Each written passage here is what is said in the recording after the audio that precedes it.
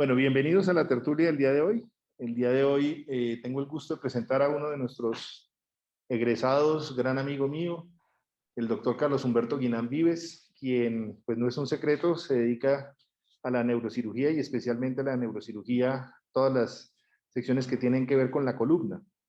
El doctor Vives, Guinán siempre se ha caracterizado porque es un innovador en muchas de las técnicas que nosotros tenemos quirúrgicas, una persona muy académica, con una particular personalidad que lo hace pues bastante atractivo para esta tertulia, con quien tengo el gusto de compartir, además de pacientes, esta gran amistad. Y pues Carlos, agradecerle su tiempo, sé que está en su casa, con sus hijos, y pues sacar este espacio para brindarnos una actualización en el enfoque quirúrgico de las fracturas de odontoides es muy placentero para nosotros. Carlos, bienvenido. Buenos días, profe. Bueno, gracias de nuevo por la invitación. Este es un tema pues que cuando lo discutimos, que usted me dijo, oiga, ¿por qué no da una charla de estas? Fue porque le termino yo mostrando a usted el día a día y le muestro los casitos, le muestro las cosas cuando me salen bien, cuando me salen mal. Y pues bueno, gracias por invitarme a hablar de ese tema. No soy un experto en el tema. Yo pienso que me ha gustado esta patología porque pues me he tenido que enfrentar a ella constantemente en el centro de trauma donde trabajo. Y es una patología a la que, pues realmente cuando nosotros salimos, pues no es una patología a la que estemos muy acostumbrados a manejar.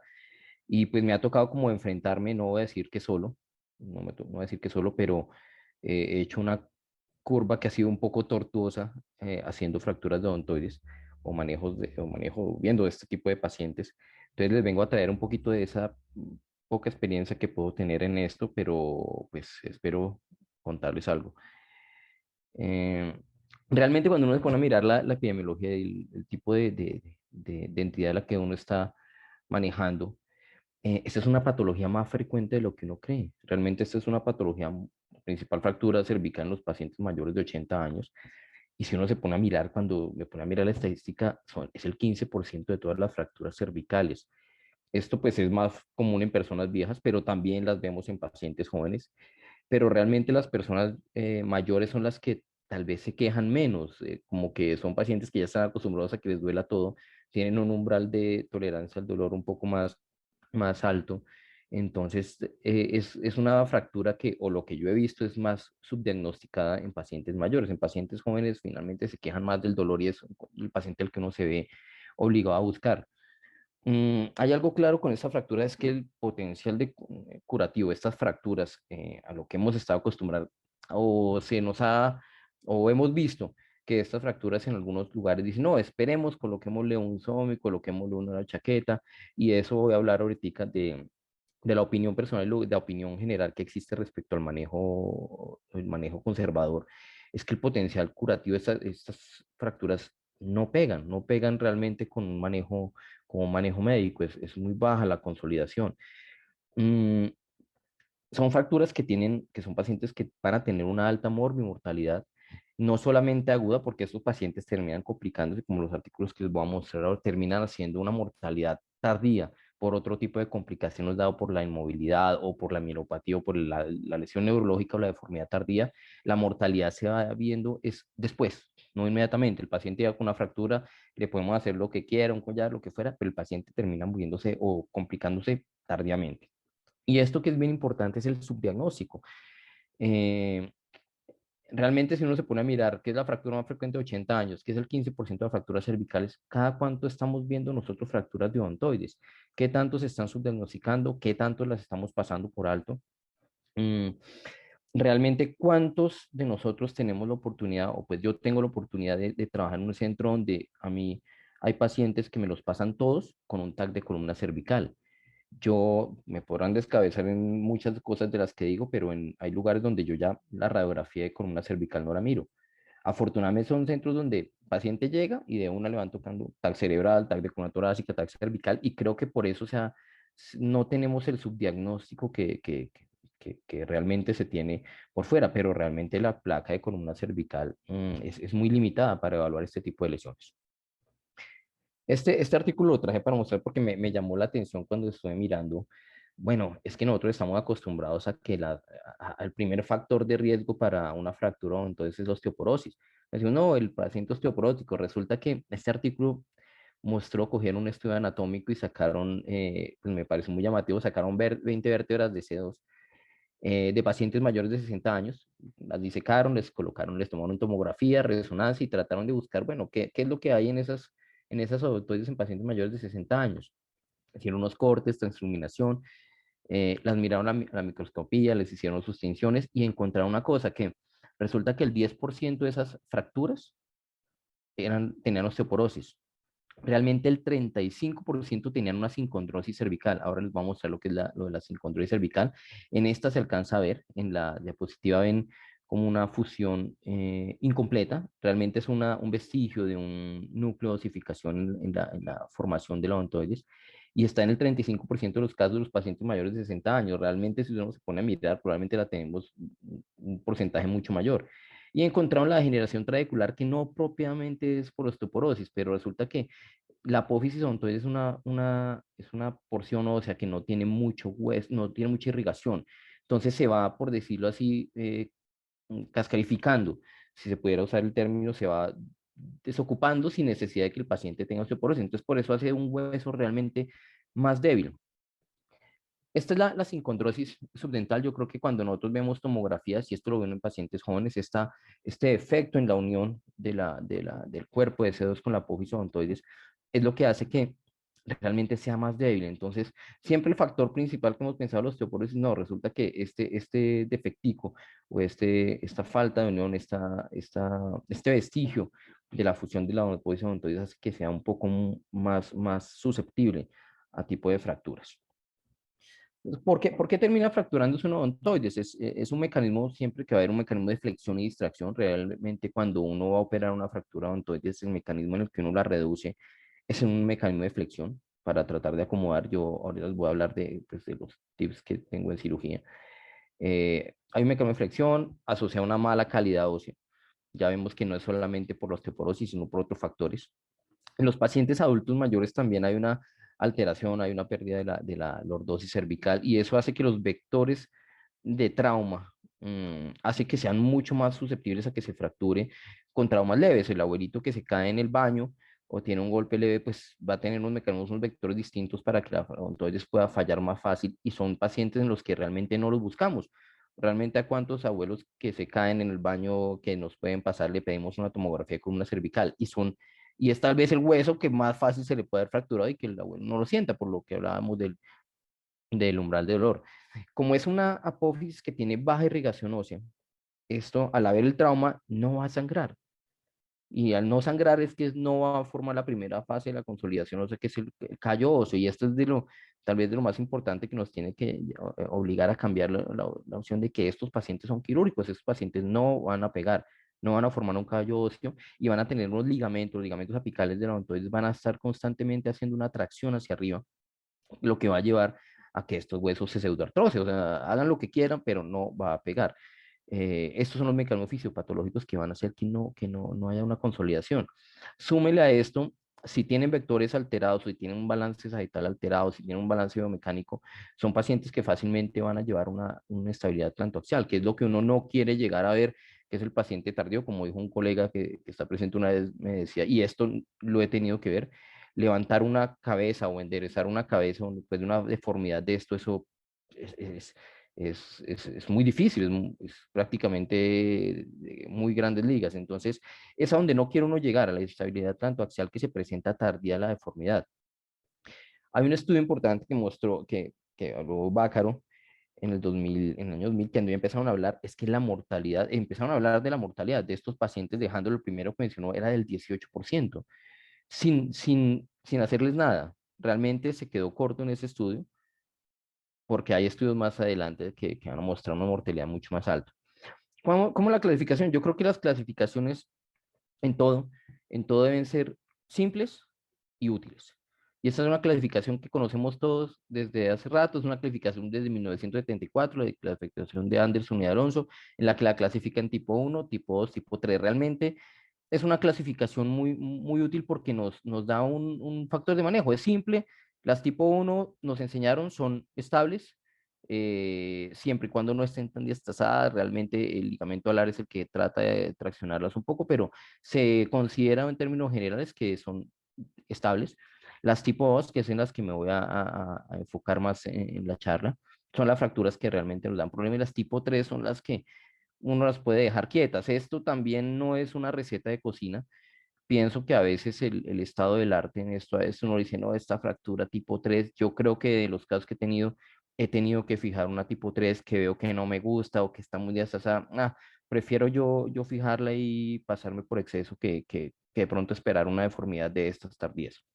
A eso es lo que les menciono del subdiagnóstico. El 70% máximo de las radiografías lo pueden diagnosticar, y yo creo que esto es de alguien que se ponga y se mire la radiografía y se detenga a mirarla. Miren lo que les mencionaba, yo realmente ya uno buscando esta patología, la radiografía de columna cervical es muy pobre la sensibilidad que tiene. En cambio, la tomografía tiene una sensibilidad del 100%. Entonces, esto es difícil de justificar en un sistema económico como el que estamos de a todos los pacientes que lleguen a tomarle un TAC. Pero bueno, esa es la inquietud que les dejo.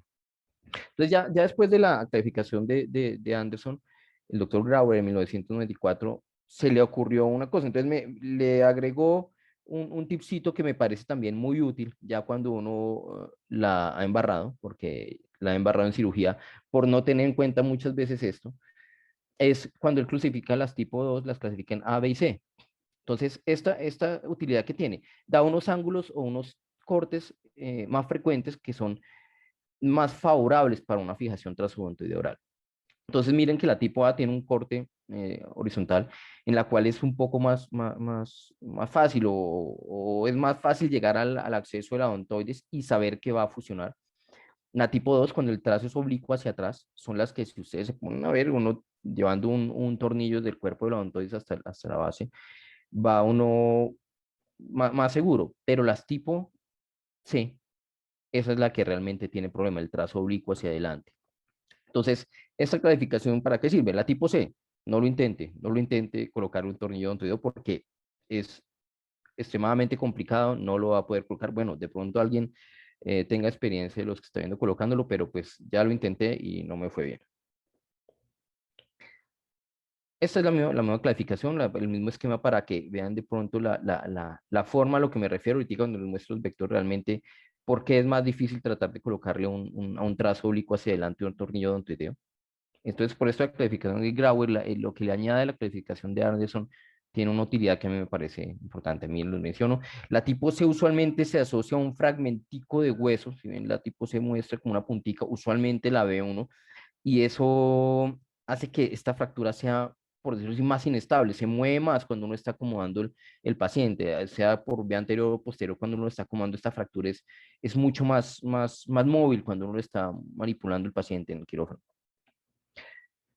Y esto aquí es donde vamos a hablar ya, pues, a hablar de los artículos de manejo quirúrgico y la discusión que ha habido entre Lalo Chaqueta.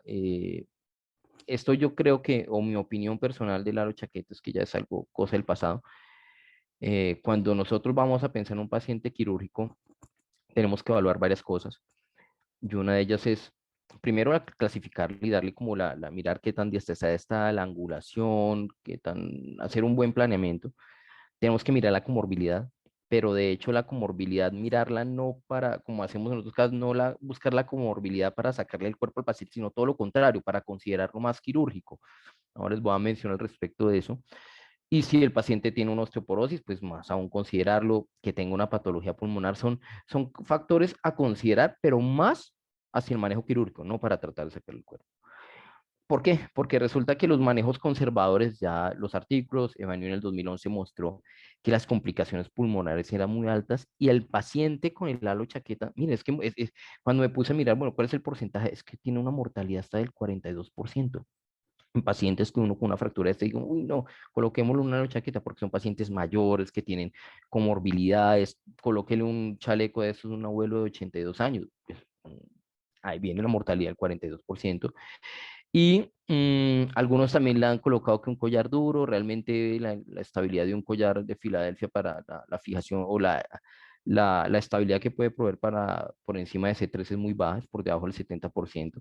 Entonces, o uno hace algo o no hace nada, pero realmente cuando se pone a hacer cosas a medias, terminan esto. Entonces, miren que llegan hasta un 50% de complicaciones como complicaciones pulmonares, neumonías, por el cuadro restrictivo, las escaras, las infecciones. Esto es una cosa que ya deberíamos abandonar. Me podrán algunos descabezar por eso, pero sí, es una opinión personal. Yo pienso que esto ya es, la lucha chaqueta es una situación que ya con las técnicas depuradas, si uno conoce más o menos el procedimiento, no hay necesidad de hacer esto. Este artículo me pareció también, bueno, este es un artículo retrospectivo y hicieron un seguimiento después. Le hicieron a 322 pacientes mayores de 65 años con una fractura tipo 2 de odontoides. Encontraron que la tasa de mortalidad 30 días después de la lesión fue el 14%. La mortalidad a corto plazo es del 14%. Pero los reportes muestran que a los 2 años puede llegar hacia el 42% si no les ha hecho daño. O sea, las complicaciones vienen tardías, por complicaciones porque el abuelo ya no se mueve bien, porque ya empieza a hacer restricción pulmonar, empiezan a hacer neumonías, todo esto empieza a presentar, las cosas se complican más tardíamente y es el paciente en este sistema de salud, uno le coloca una chaqueta, le coloca un SOMI y lo termina viendo otro, el problema le quedó a alguien más. Y este artículo mostró que el paciente sometido al manejo quirúrgico, la mortalidad llegó a ser el 7%. Es que en realidad en los primeros 30 días realmente tenemos que enfocarnos más a operar estos pacientes. Miren que la mortalidad llegó a ser el 56% en el grupo no operado frente a los operados a los 2 años. Es significativo. Y esto, bueno, la crítica cuando mira el artículo es, bueno, es que cuentan la mortalidad por otras cosas, pero realmente sí es un grupo que cambia, es un cambio, se puede morir por otra cosa, pero el paciente que uno lo manejó médicamente va a tener una mortalidad tardía mucho mayor que el paciente quirúrgico. ¿Qué concluye esto? Que los pacientes sometidos a un tratamiento quirúrgico por fracturas de odontoides, los abuelitos en las tipo 2, tienen menor riesgo de mortalidad, tanto a corto y a largo plazo. Y esto es algo que me gusta a mí, que los norteamericanos siempre valoran y pues nos falta siempre a veces en los estudios que hacemos valorar eso, pero ellos siempre están mirando el costo económico de esto. Y hay un índice que lo encontré que es como el 100.000 por año de vida ajustado, es el ABAC, es como que cuantifican cuánto deja de producir una persona, cuánto deja de ganar y cuánto le costó al sistema de salud y tienen como otro punto de referencia, lo comparan con la escala Quali, que es también otra escala similar económica, y pues también está medido que es más barato operarlos que hacerles un manejo médico. Pues no es nada que se salga de la lógica, pero cuando se pone uno a mirar y a mirar cuánto le cuesta a un sistema de salud, es más. Entonces el mensaje es que el manejo debe ser un poco más agresivo.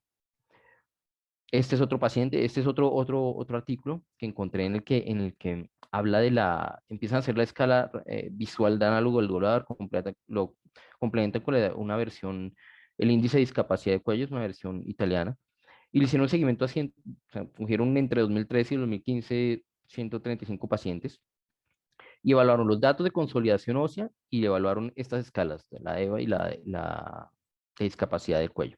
Hicieron una correlación entre la consolidación ósea y el dolor. Y es un artículo que encontraron. Em, pues ya cuando separaron los pacientes encontraron que no había una diferencia significativa en la EVA, en la escala visual análoga en los pacientes al seguimiento de los que habían sido manejados médicamente y los que habían sido manejados quirúrgicamente. O sea, el abuelito o la persona que le dieron en la chaqueta seguimiento a los 2 años, le duele, tal vez la escala visual análoga va a seguir igual, pero los grupos que refirieron mejor satisfacción fueron los pacientes que habían sido operados. Y algo que sí realmente nos mostró es que la pseudoartrosis fue mucho más alta en los pacientes, fue significativamente más alta en los pacientes que usaron el manejo médico. Esto realmente es cuantificar lo que el sentido común nos dice, pero pues hay una evidencia que los pacientes y que hay una franca correlación. Entonces, uno puede ver a abuelita y decirse, uno le colocó el manejo médico, ¿le duele? No, está bien. El paciente está bien, no hagámosle nada, él no se está quejando, es que no se va a quejar ni el operado, o se va a quejar muy poco. Es como la correlación clínica imagenológica de lo que va a ocurrir en el seguimiento de estos pacientes. Y como repito, estos pacientes son los que uno los vio en urgencias, le dio el manejo, 2 días hospitalizado y no lo va a ver nadie más. El problema es de otro. El problema es de otro porque no sé cuántos de nosotros vemos esto en la consulta externa, el paciente que no se le hizo nada, que no se llegó con la deformidad y ahora, como le digo, entonces no había una mayor diferencia. ¿Verdad? Hay mayor satisfacción con la cirugía y menos sobretrosis con cirugía. Esto es muy del sentido común, pero está ya cuantificado completamente. Y eso es como los memes aquí cuando traje como los memes de expectativa realidad. Este es el paciente al que le coloco una alochaqueta, así quisiéramos vernos todos si nos llega a tocar una alochaqueta, pero pues realmente realmente la expectativa de cómo se vería uno con una alochaqueta, si vemos un paciente adulto mayor, creo que quisiéramos verlo así, le colocaron, este será el paciente adulto mayor, pero la realidad es algo más parecido a esto. Yo creo que ya hace rato no veo esto, pero sería un paciente adulto mayor así, restringido, lo ven deprimido, doblado, y pues esto 3 meses, esto no, como repito, esto ya no, estoy tratando de como de convencer a convencerlos que esto no lo hagamos ya. Esto, bueno, aquí ya empiezo a hablarles del manejo quirúrgico. Entonces, este artículo realmente mostró, es una serie de casos bien grande, pues porque tener 36 casos en un centro es alto. Y encontraron que ellos hacían un manejo un poco más agresivo. En 4 casos a fracturas tipo 2 le hicieron manejo con movilización externa. De esos 4, tuvieron un paciente con pseudoartrosis. De los otros los operaron, pues bueno, como en todos los artículos dijeron que no han tenido déficit y ninguno con mortalidad. Bueno, les creo, pero pues dieron como unos parámetros simples para una fijación para un tratamiento anterior, una Grauer IB, hemos hablado, la CEN, ni se les ocurra, que tengan una luxación de menos de 7 milímetros. Si hay una luxación de más de 7 milímetros, es mejor entrar por atrás. Si el paciente tiene un compromiso articular, uno ve que el trazo se va para la articular de C1 o que se va hacia la articulación de C2 también, también me recomendaron mejor la vía posterior, porque esto es algo que la discusión eterna. Y este es un artículo que cuando se pueda buscar por PubMed, uno puede encontrar artículos que van a salir y pueden encontrar como referencias que ya que están por publicarse. Y este me gustó mucho, este artículo me pareció buenísimo, el doctor Teni, eh, porque empieza así. La mayoría de cirujanos de columna están generalmente de acuerdo en que las odontoides se pueden abordar por vía anterior y vía posterior. Y esta es la discusión eterna, que siempre que empieza uno a discutir si por delante, por atrás. Primero, en cirugía hay 2 cosas, hay 3 cosas. ¿Qué es lo que uno sabe hacer, lo que ha leído hacer y lo que ve que otros pueden hacer? Y yo pienso que cuando uno está haciendo esto en neurocirugía es una curva como tan larga de aprendizaje en la que todos los días estamos o embarrándola y aprendiéndolo, que lo importante es hacer lo que uno puede hacer sin hacerle un daño a un paciente. Y en esa línea tenue estamos todo el tiempo, en hacer lo que podemos hacer sin tener que dañar a alguien. Entonces, ahí está muy bien decir, bueno, no, yo por la vía anterior no lo voy a resolver, si no tengo que no resuelva por la vía posterior. Es claro, no ponerse a hacer cosas sin tener o no por lo menos experiencia o saberlo hacer. Esto es claro y me gustó esto porque el nombre, como dice, la mayoría pueden acordarse que lo que resuelva por delante o por atrás está bien. Entonces, pues hay varios tipos de fijación. Uno puede hacerlo con la fijación C1, C2, con una instrumentación posterior, le puede uno hacer una fijación con tornillos. Encontré en los artículos, seguramente algunos se harán esa pregunta de si 2 o un tornillo, porque cuando uno ve las técnicas de colocarle 2 tornillos, no hay una mayor diferencia, no se ha documentado una diferencia en cuanto a la pseudoartrosis y colocarle 2 tornillos a la odontoides, o no encontré una mayor diferencia. Entonces, esto es un punto a considerar. De pronto a algunos les gusta colocar los 2 tornillos, bueno, más seguridad. Pues esta es la técnica que conocemos realmente. Si uno se pone a mirar, es un abordaje vía anterior, que todos conocemos. En la técnica le dicen a uno usar 2 fluoroscopios, estar uno constantemente mirando la vía anterior y la vía posterior. Esto es una cosa que intenté al principio, pero pues estamos en Cundinamarca, no en Dinamarca. Realmente, ¿cuántos tenemos 2 intensificadores para pedirlos en la misma sala y ponerlos al mismo tiempo y ocuparlos las horas que nos vamos a demorar irradiando? No, esto es algo que para nosotros en nuestro medio es poco práctico, entonces creo que me ha tocado acostumbrarme a un fluoroscopio, pero la técnica sí recomiendo usar los dos, el que los tenga pues buenísimo. Esto es, la técnica menciona en colocarle 2 tornillos, divina la foto del dibujo. ¿Qué pienso realmente a colocar los dos tornillos? Pues es que esto es como hacer un gol en en un campo muy chiquito, en un arco muy pequeño. Pues ya meter un gol es difícil y más si uno no sabe mucho de fútbol, meter ese tornillo ahí, pues si uno le puede colocar los dos, buenísimo, pero ya cuando uno coloca uno y ya quedó tranquilo, bueno, como le digo, esto es a mi concepto es muy bonito. Nunca he intentado colocar dos tornillos, creo que con uno me he quedado, ya, no, nunca me he quedado del todo tranquilo, pero pues yo coloco uno. ¿Por qué termina fallando la fijación anterior? Entonces, ¿por qué esto falla? El porcentaje de falla también es alto. Si el paciente está muy osteoporótico, que haya que la articulación también está dañada. Esto, lo que mencionaba, el tipo de fractura, la tipo oblicuo, si uno se pone a intentar en un trazo oblicuo hacia abajo, eso va a quedar mal. La posición, uno tiene que darse cuenta de si el tornillo le quedó, tomar una tomografía posterior, mirar a ver, ser uno crítico con uno mismo, mirar si el tornillo le quedó bien puesto o no. Ahorita les voy a mostrar los casos que tengo, realmente donde critico realmente los mismos casos míos. Y pues hay una cosa que cuando uno tracciona el tornillo, cuando uno mete el tornillo, él tiene que tener un mecanismo para alarlo hacia atrás o para acercarlo al cuerpo de C2. A veces esto no se logra. No, uno al principio no le da miedo subirlo hasta arriba, hasta llevarlo hasta la punta de los odontoides. Entonces esto tienen que ser los mecanismos que uno tiene que mirar el postoperatorio, mirar hasta qué punto le va a fallar. Entonces, aquí les voy a mostrar los casitos que tengo. Mi intención no es mostrarle los casos buenos, yo creo que eh, enseña más 10 veces más un caso malo que un caso bueno. Les voy a mostrar, pues estamos todos entre amigos, les voy a mostrar todas las cosas que me han pasado aprendiendo en la curva que llevo haciendo esto, que ha sido como que la primera vez me dijeron, mire, coloque el tornillo acá, fueron, me acompañaron, así es, listo, bueno, chino, y no más. Entonces me tocó como hacer mis propias embarradas solo, empezar a aprender a ponerlos, hacerme yo mi propia curvita y mirar a ver, porque me seguían llegando y ya no podía llamar a nadie, ya como que me dijeron la primera vez, bueno, hágale.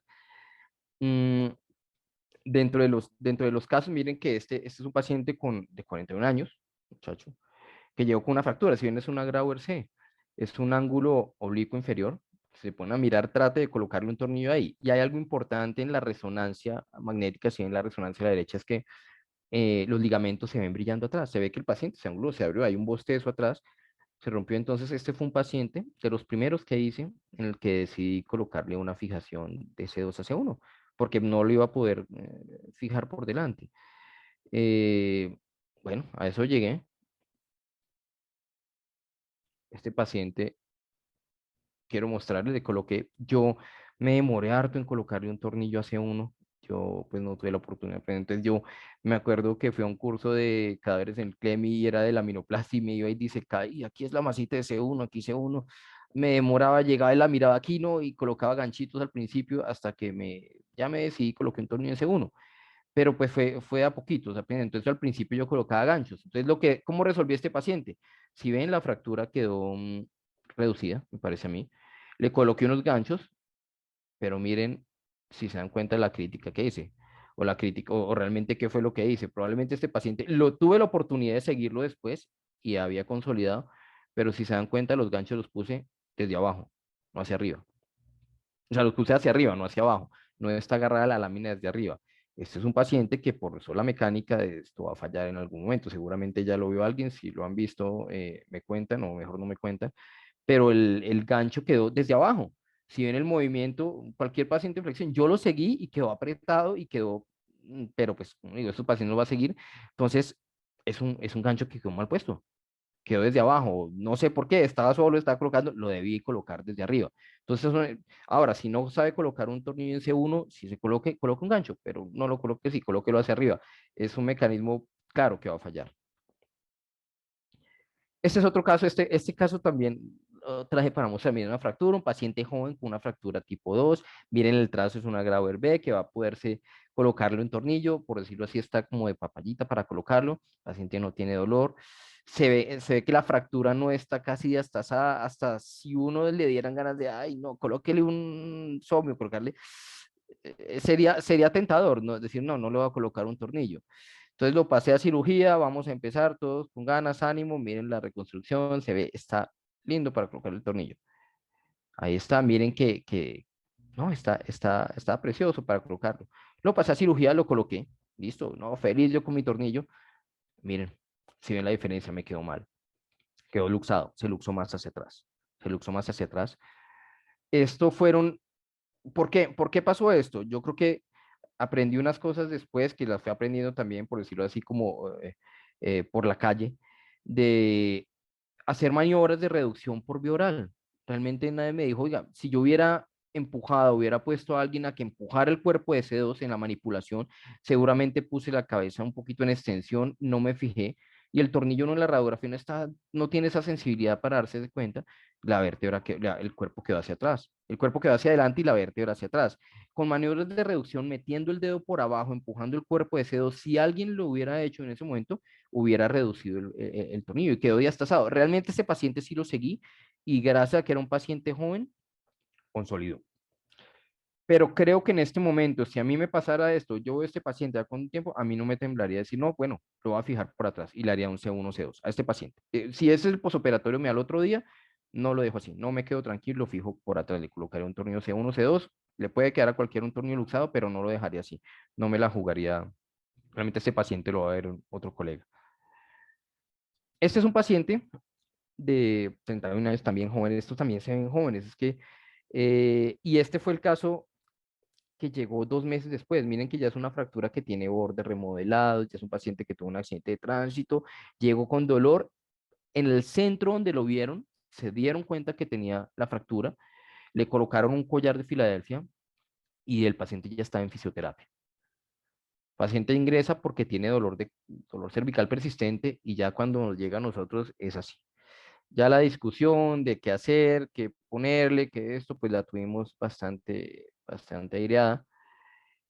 Miren el defecto de fijación, miren que ese trazo se iba como hacia el cuerpo, pero ya tenemos esta deformidad, ya tenemos este problema. ¿Qué vamos a hacer? Pues decidimos hacer esto, le colocamos un tornillo transarticular de C2 a C1. ¿Cuál es la crítica ya mirando a este caso? Si me vuelvo atrás, yo creo que este caso no era para resolverlo solamente por atrás. Yo pienso que este caso era un candidato para una odontoidectomía o por lo menos tratar de reducir una vía importante por delante haciendo una odontoidectomía transoral. Es la precisión que tengo este caso. Finalmente lo dejamos por atrás, pero si se dan cuenta, paciente, pues la deformidad no se resolvió. Lo que decidimos fue fijarlo y quedar in situ y que quedara así. Eh, son los casos los que me pongo a pensar después, bueno, o me puse a pensar después, bueno, ¿qué más le hubiéramos hecho? De pronto es un poco aguerrido, ¿no? Decir, bueno, me voy a meter entonces porque no tenemos experiencia con eso, pero pienso que era el candidato para no haberle hecho una vía posterior, una vía anterior también. Escucharé pronto los que quieran al final hablar de cada caso. Ese otro caso ya empiezan a llegar, ya empiezo ya como a mejorar mis casitos, llega uno normal, esta es una Grauera. También mi papaya para el tornillito, siempre medimos antes, hacemos la trayectoria y este quedó. Creo que este caso es un caso como los normalitos, este quedó bien. Y este es un caso también didáctico que nos enseñó, lo compartí con algunos colegas que pueden estar en este momento. Paciente joven, también llegó un accidente de tránsito, le tomamos una tomografía, un día llega en TAC y pues encontramos esto. El paciente tenía un dolor cervical ahí, nada, le tomó las imágenes, más porque llega el paciente con trauma, le tomó el TAC y teníamos un oso montevideo. Entonces tenemos un grupo de neurocirujanos donde que trabajamos en este centro y empezamos a discutir. Entonces, primero que fractura, que no fractura. Yo tengo que reconocer el que más se oponía a que a este paciente le hiciéramos nada. Esto es un oso montevideo, este señor nació con eso, salida. Esa era mi opinión desde el principio. Pero entonces otro colega empezó, no, pero es que mire que ese paciente puede estar inestable, la tomografía, y yo, no, salida, ese paciente, o sea, me hubiera llegado a mí, le hubiera dado salida de entrada, no le hubiera preguntado más.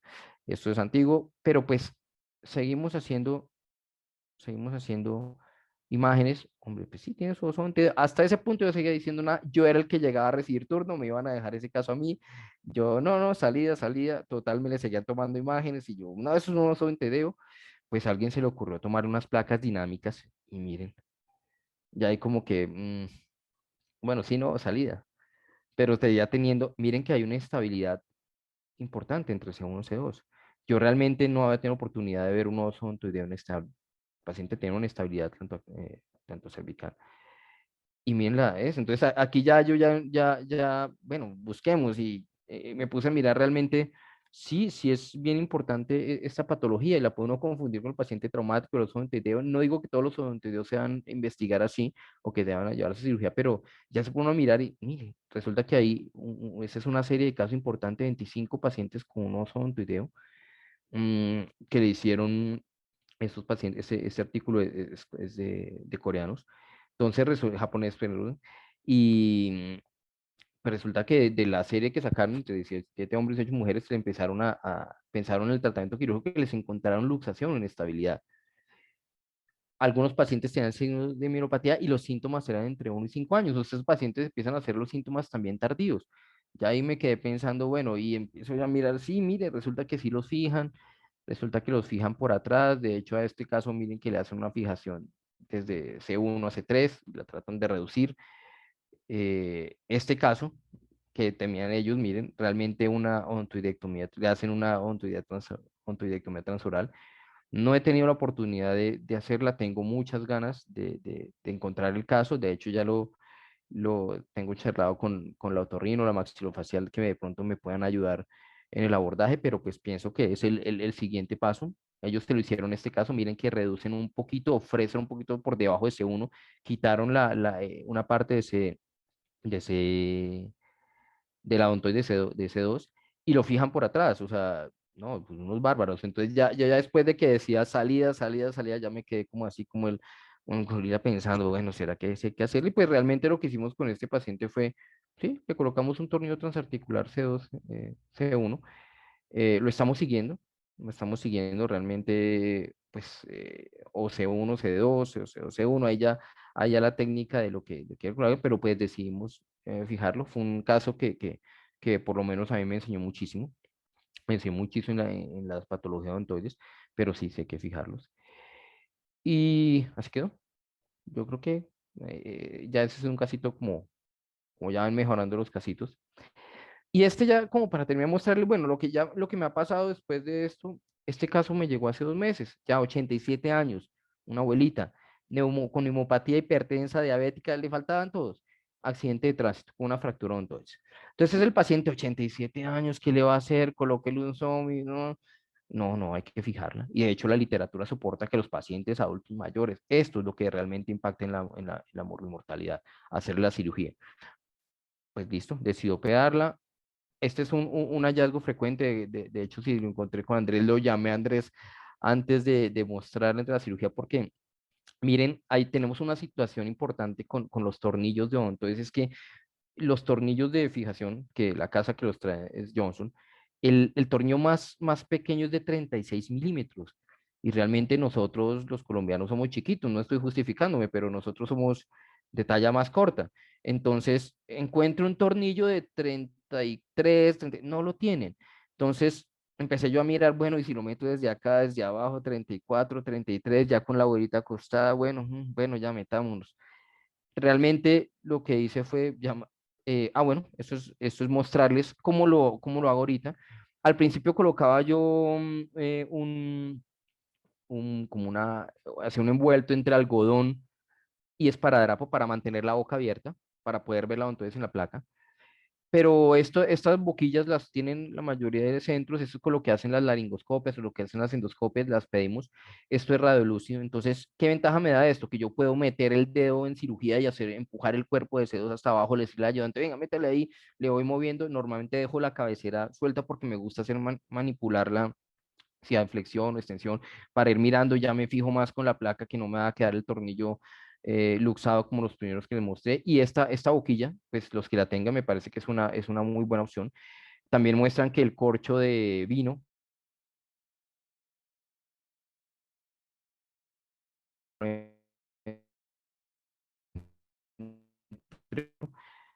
las que podemos usar, me parece que son, para mí cambió cambió esta cirugía después de que esto me lo dijo un anestesiólogo y si le ponen esto, cambió la cirugía para mí con esto. Esta abuela, la hicimos, entonces mire, fue realmente ya una cirugía más corta, un abordaje más noble, 30 minutos de cirugía, el tornillo, y esta abuela al otro día se va para la casa, al otro día le hemos salida, y es una abuela que he visto en los posoperatorios y no hay que sacarle el cuerpo porque tiene 87 años, que es neumópata, que es, que todo esto que uno, las justificaciones a no hacerlo. Esas son cosas, les traje la foto, pues esto es el instrumental de Johnson, que es tal vez el único que tiene.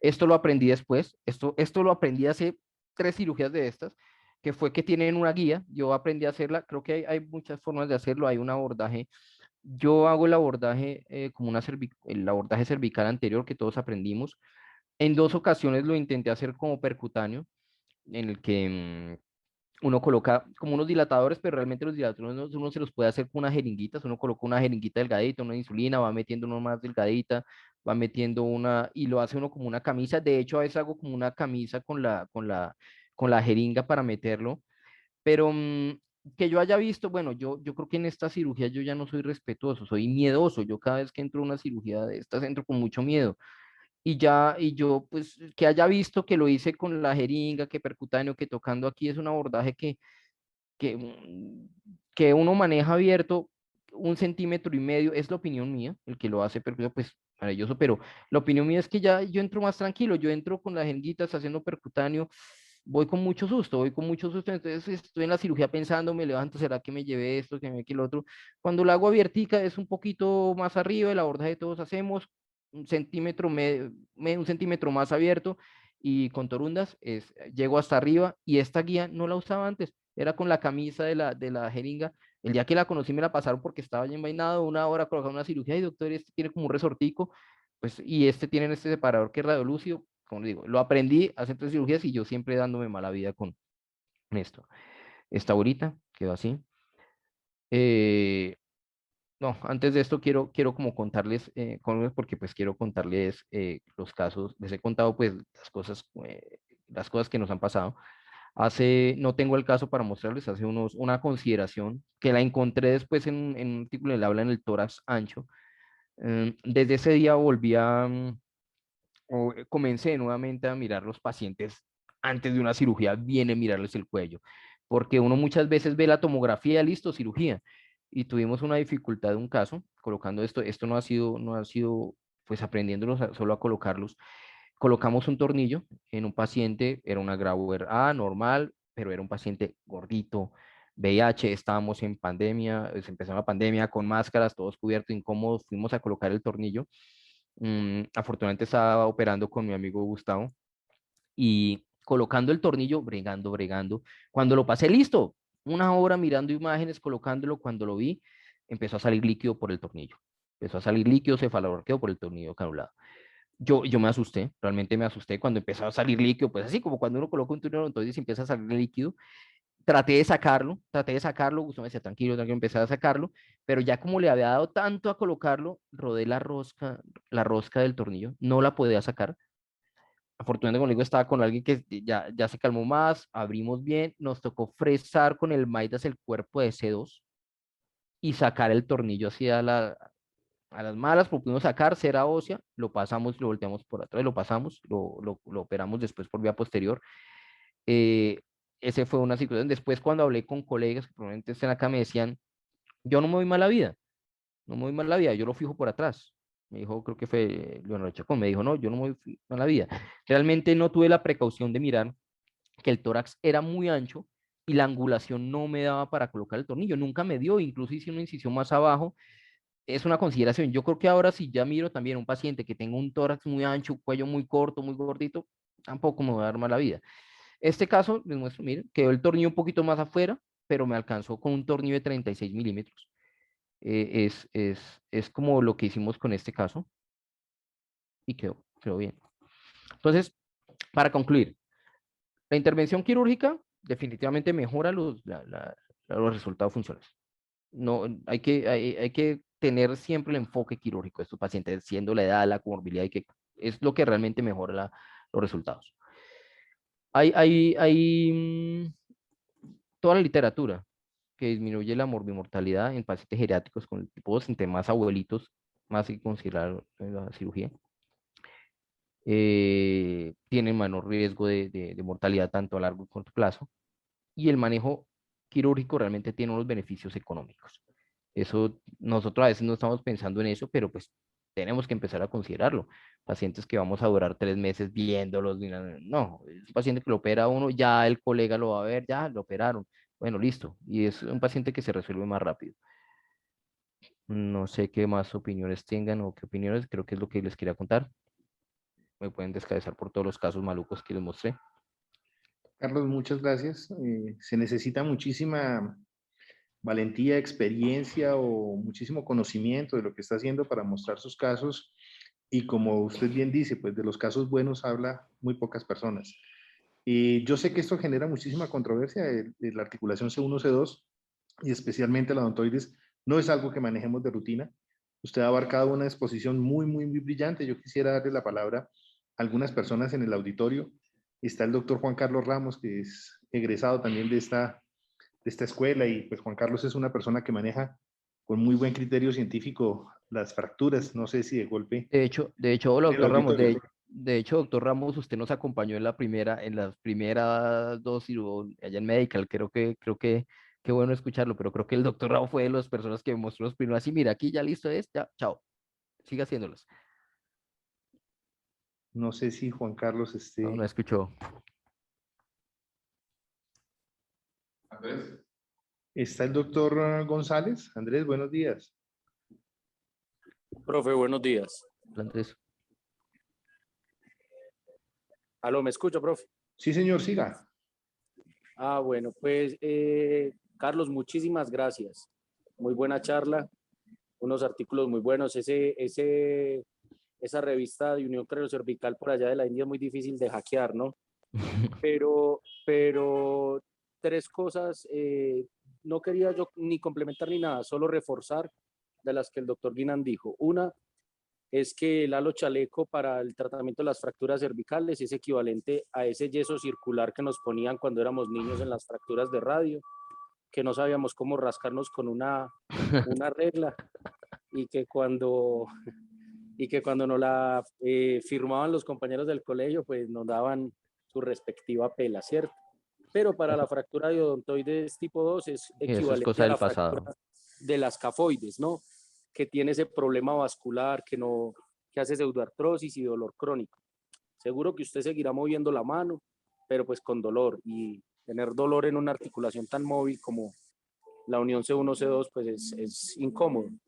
Lo segundo que yo quería reforzar era, yo creo que hay un dicho que dice que uno nace, crece, luego se aprende la clasificación de Anderson Montesano, se Sí, llena de sí, sí, sí. para poner un tornillo de odontoides, luego se muere 5 veces y después aprende o nunca aprende cuándo no poner un tornillo.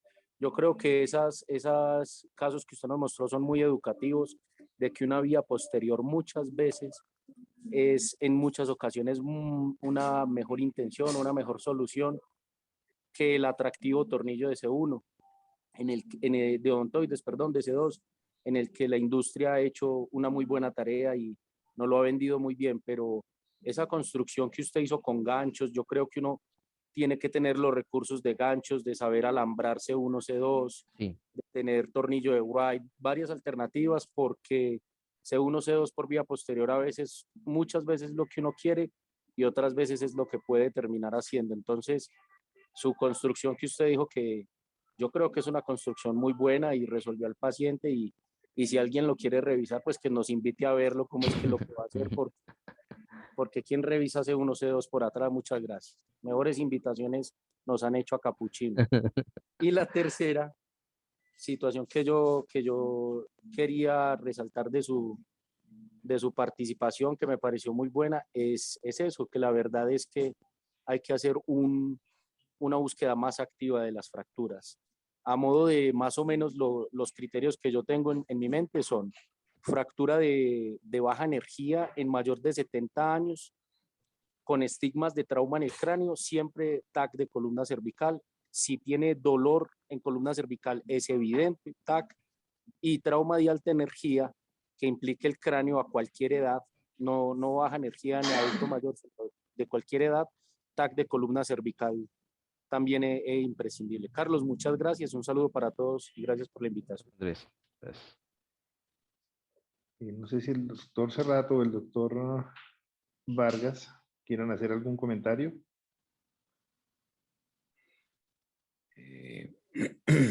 Muy buena la charla, doctor Guinan. Gracias. Realmente esta es una fractura que, como dice el doctor Andrés, ¿no? El tornillo siempre es muy atractivo y al principio, pues uno empieza a colocar estos tornillos y pues no tiene muchas complicaciones, pero puede haber casos en los que tiene que usar otros recursos como la vía posterior, como usted lo mostró. En ocasiones me he puesto a ver con el endoscopio, ¿sí? Endoscopio de 30 grados de otorrino, a ver cómo se ve ese tornillo por allá. Es curioso ver esa imagen, porque uno realmente pone este tornillo a ciegas. En la realidad está fijándose en digamos, en la fluoroscopia y confiando en la imagen, pero muchas veces no tiene mucha claridad. Es muy importante lo que usted dice del tórax, quizá es el detalle más importante o de los más importantes para tomar la decisión si el paciente le va a dar a uno la angulación.